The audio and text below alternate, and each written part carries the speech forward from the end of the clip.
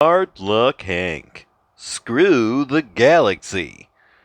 Now that is a funny title for a book, and it's the first book in the Hard Luck Hank series, besides the prequels.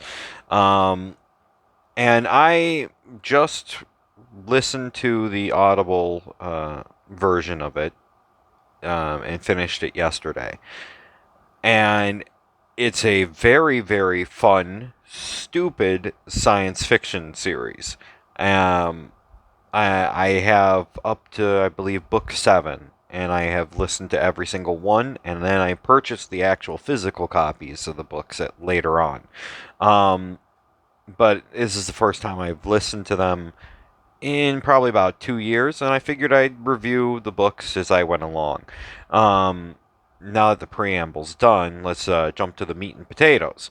Hank is a mutant who lives on a space station called Bellevale, and he has a specific mutation that allows his body to heal faster than normal, and when he heals, he becomes denser. He does not heal as fast as, say, Wolverine, but this is something that, he heals much faster than a regular person would. And because of how he heals back denser, he can survive a lot more. And yes, we have a cat, and there went the cat. So he works as kind of like a hired. Well, he does odds and ends, essentially. Sometimes he has to threaten people, sometimes he has to negotiate, sometimes he has to kill people. And because of how he starts off the book and he's already dense to the point where bullets don't hurt him very much, they don't. They're not going to kill him. They're just going to hit him and they'll get stuck in his skin. Um, he is constantly used for very threatening, dangerous jobs just because he'll survive them.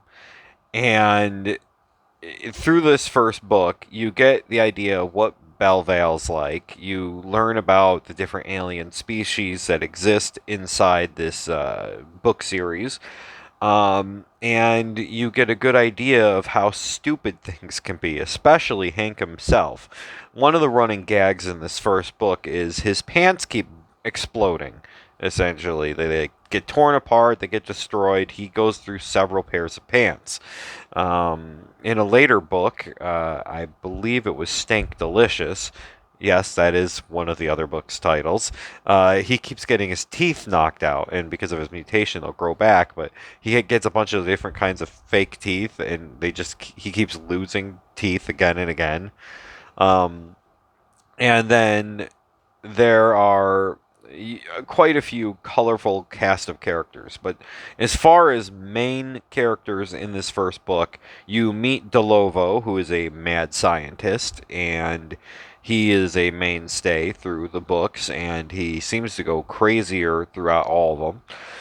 You also meet Garm, who in the first book is the equivalent of like the mayor. In every book, there's like 20 plus years that go by, and yes, I do mean years. Apparently, they're all Colmarians, and apparently they live for hundreds of years or something. It's really weird, but you get used to it. In every book, the entire way the space station works changes, um, and it's pretty funny. So the main point of this book is somebody lied about Hank's mutation level, saying that he's a level 10 mutant when he was only a level 4.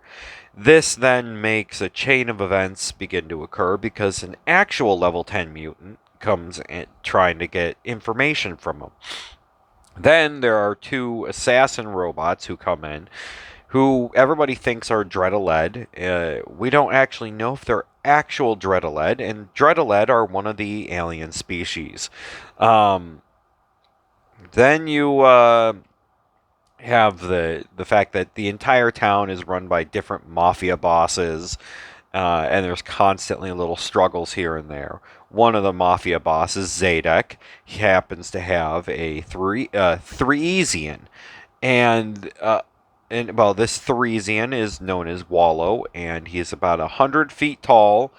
And the Theresians are known for being like perfect humanoids because they are almost indestructible. They're gigantic, and for the most part, they're relatively intelligent. Um, and then, uh, well, after this mutant comes into the town and the Dreadaled, or, well, the robots coming to there, then the Navy is heading in because they want to know why the Dreadaled showed up.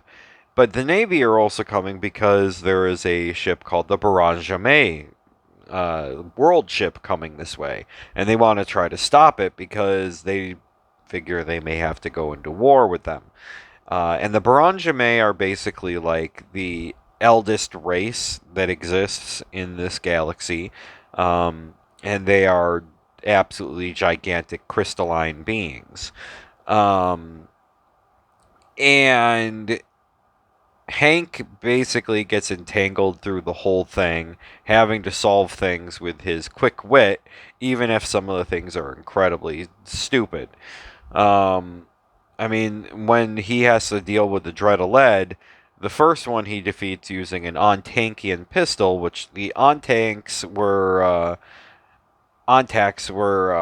an alien race that seems to have been wiped out, that were one of like the warring races that were like the top of the line warring race.